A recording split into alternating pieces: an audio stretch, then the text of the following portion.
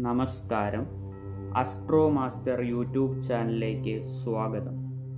ഇന്ന് പറയാൻ പോകുന്നത് ജ്യോതിഷത്തിലെ പ്രധാന യോഗങ്ങളിലൊന്നായ ഗജകേസരി യോഗത്തെക്കുറിച്ചാണ്. ഈ യോഗം ചന്ദ്രനെയും വ്യാഴത്തെയും കൊണ്ടുണ്ടാവുന്ന യോഗമാണ്. ചന്ദ്രൻ നിൽക്കുന്ന രാശിയുടെ കേന്ദ്ര സ്ഥാനങ്ങളായ 1, 4, 7, 10 തുടങ്ങിയ രാശികളിൽ വ്യാഴം നിൽക്കുമ്പോൾ അതിനെ കേസരി യോഗം എന്ന് പറയുന്നു. എന്നാൽ ചന്ദ്രൻ്റെ ഉച്ചരാശിയായ ഇടവം രാശിയിലും വ്യാഴത്തിൻ്റെ ഉച്ചരാശിയായ കർക്കിടകം രാശിയിലും വ്യാഴത്തിൻ്റെ സ്വക്ഷേത്രങ്ങളായ ധനു, മീനം രാശികളിലും വ്യാഴവും ചന്ദ്രനും യോഗം ചെയ്തു നിൽക്കുമ്പോൾ അതിനെ ഗജകേസരി യോഗം എന്ന് പറയുന്നു.